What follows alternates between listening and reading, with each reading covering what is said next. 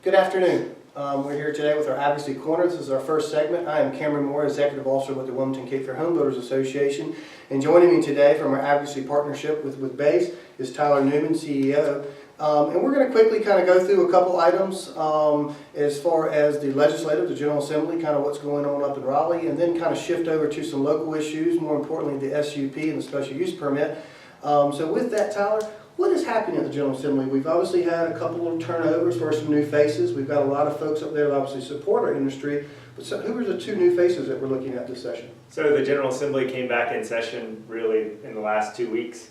Representative Deb Butler will be replacing Representative Susie Hamilton, who will be in Governor Cooper's cabinet. And then Representative Holly Grange will be representing Rick Catlin, or replacing Rick Catlin rather. And then, you know, just generally our region is very well represented.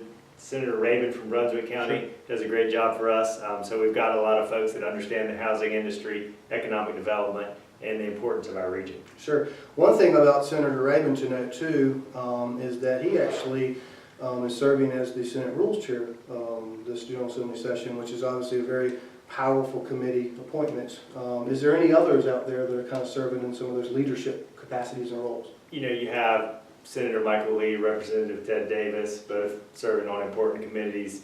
Representative Chris Millis doing a lot on regulatory reform, local government, making sure that those checks and balances are there as far as government power. Like I said, we're very well represented in our region, which is unique. You know, in the 10 years that I've been here, it's important to have a really strong voice for Wilmington and our 4-county region in Raleigh, and I think that we have that now. Sure, sure.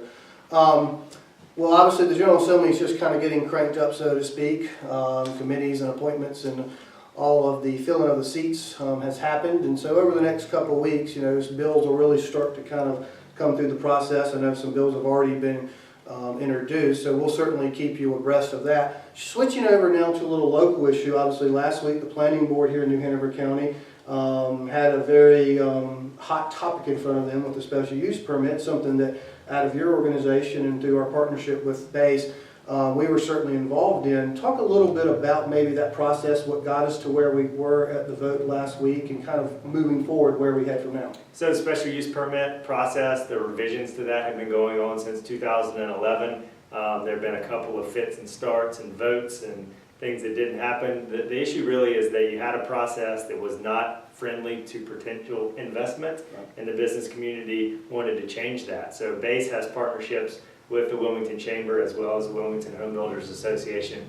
We also brought some other folks to the table, Wilmington Business Development, the Coalition for Economic Advancement, and everybody got together as a group. And the interesting thing was at the planning board meeting last week, we had the Business Coalition, but then we also had the Coastal Federation, and everybody signed on together to support the changes that were in front of the planning board. They passed 6-1.